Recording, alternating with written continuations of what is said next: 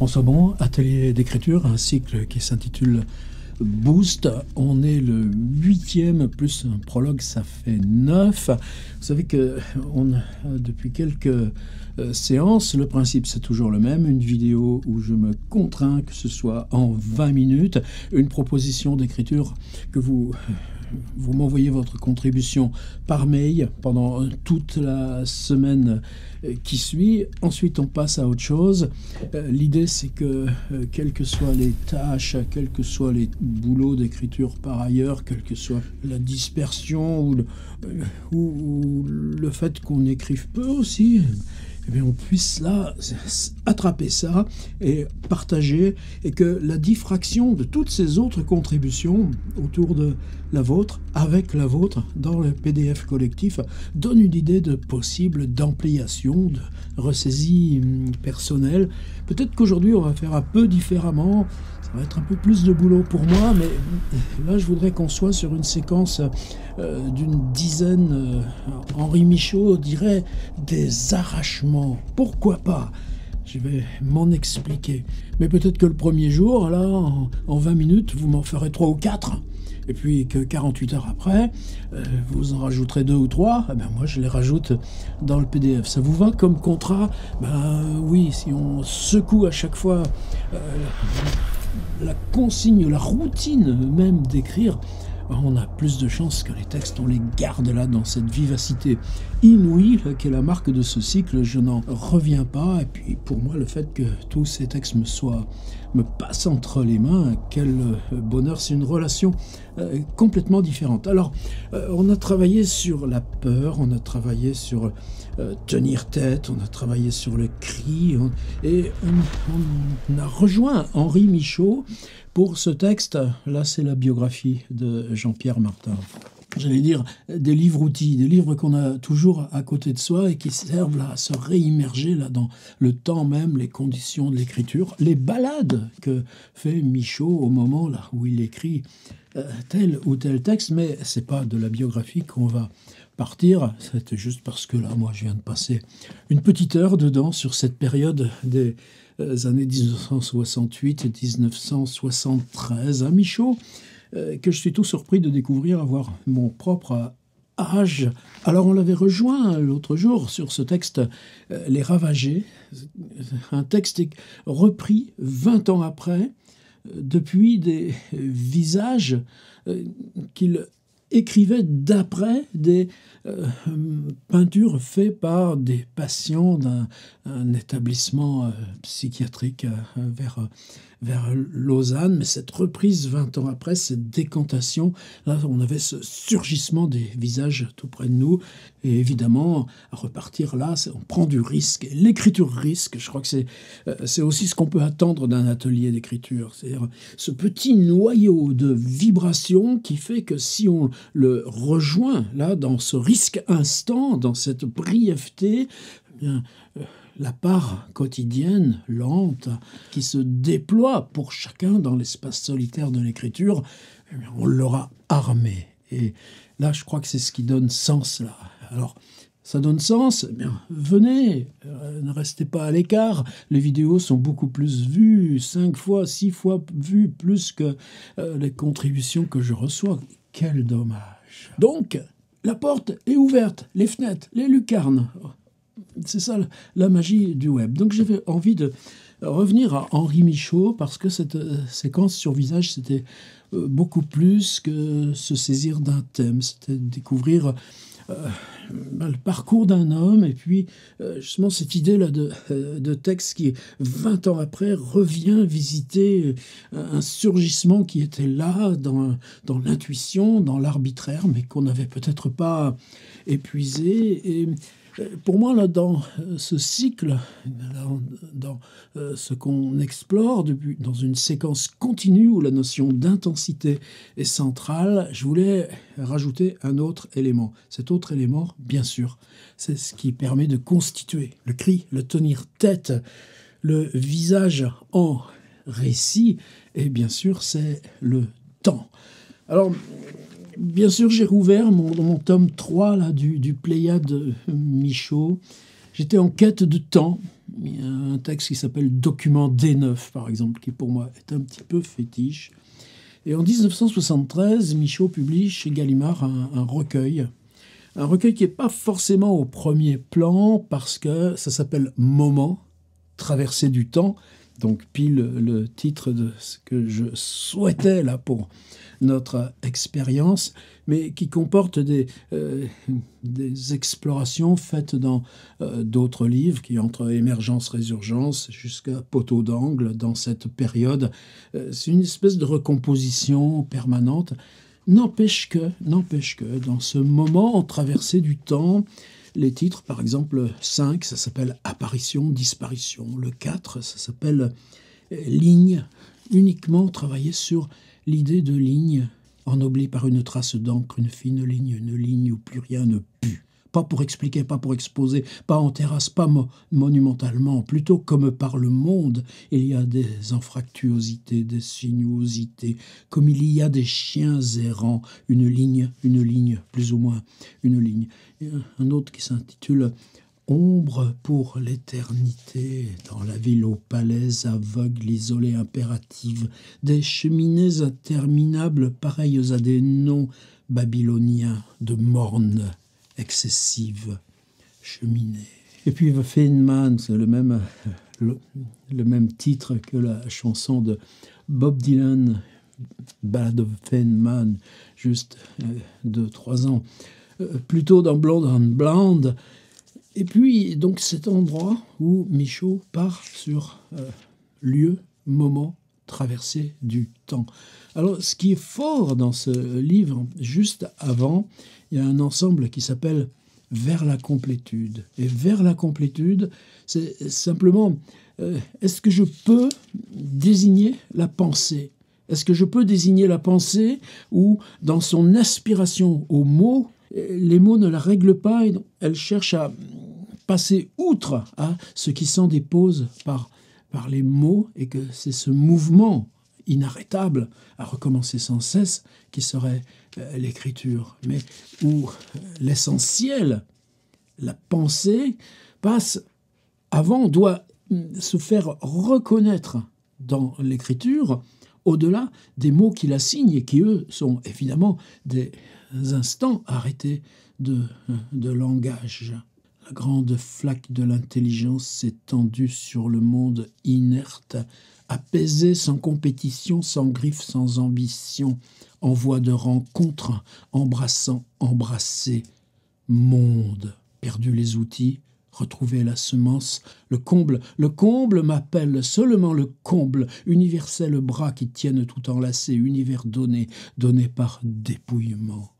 Séparé de la séparation, je vis dans un immense ensemble inondé de vibrations, une flottille d'embarcations, part de nous, part de tous. Voilà, c'est Michaud.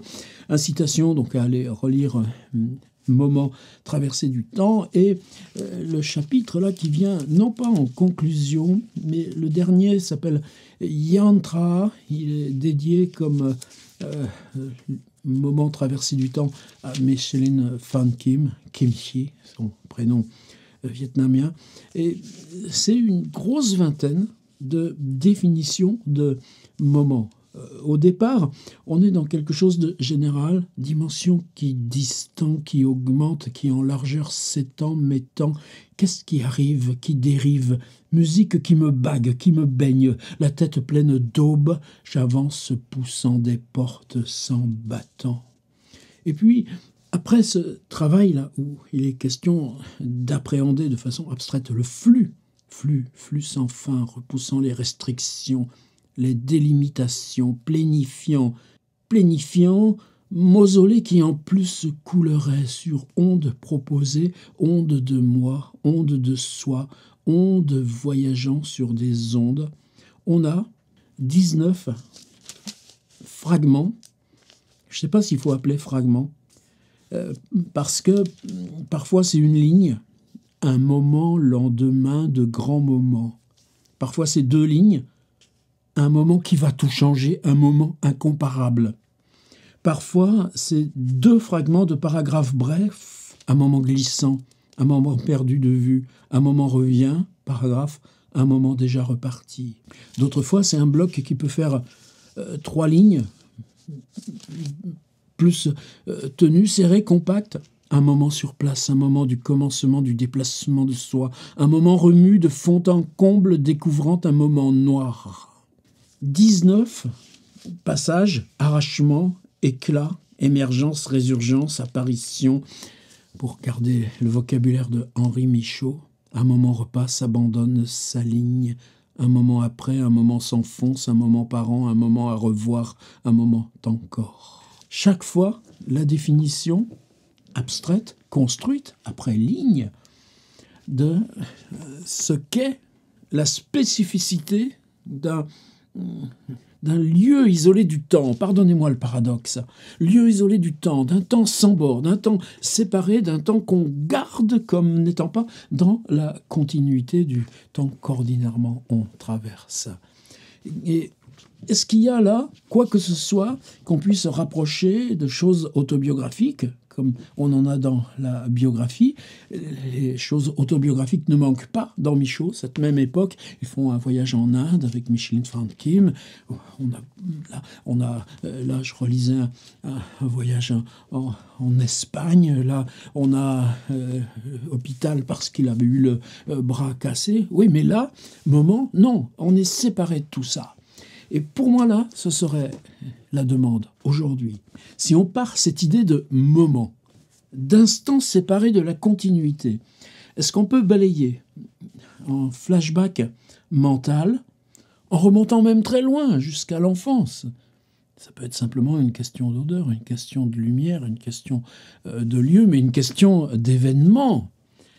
Repartir en arrière sur des fractions précises du temps. Elles ont duré un dixième de seconde, elles ont duré 3 secondes, elles ont duré 3 heures, elles ont duré 3 jours. J'en sais rien. Peut-être c'est juste un départ. Peut-être c'est juste un départ qui se reproduit chaque fois, une fois par an ou une fois par jour.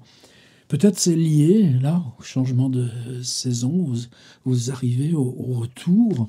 Mais en tout cas, ou événement biographique, comme lui, son bras cassé, ou sa journée de silence, une fois par semaine, s'installer dans cette pièce avec juste un tabouret, une table, une bouteille d'eau, mais on ne mange pas, de téléphone, non, surtout pas, et puis un broyeur à papier. Quand on a fini une version, la précédente, on l'a fait disparaître matériellement, et une fois par semaine, quand on fait ça sur 10 ans, sur 15 ans, sur 20 ans, qu'on respecte sa journée de silence, qu'est-ce qu'il en sort? Eh bien, il peut en sortir ces 20 moments. Est-ce que ces 20 moments, ça tombe d'un coup?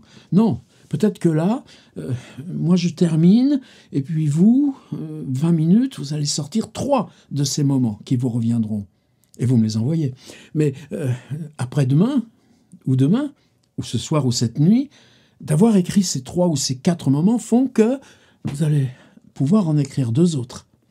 Alors vous me renvoyez le texte entier, hein, pas dire « ajoute ça à mon texte ». Non, non, non, vous me renvoyez. Vous faites une suite de versions. Moi, c'est simple, c'est chaque matin. Je prends 20, 30, 40 minutes s'il faut, mais c'est chaque matin. Ce sera mis actualisé seulement une fois par jour, mais je reprends votre version, je la recolle dans le PDF au même endroit et on va collationner. Est-ce que vous allez aller à 19 comme Henri Michaud? Peut-être pas. Mais je crois qu'il faudrait aller à 8 ou 10. Et si on va à 8 ou 10, ça ne peut pas se gagner d'un seul coup. Sinon, c'est « ouais, tu te rappelles là, ouais, tu te rappelles là ». Non, non, c'est pas ça.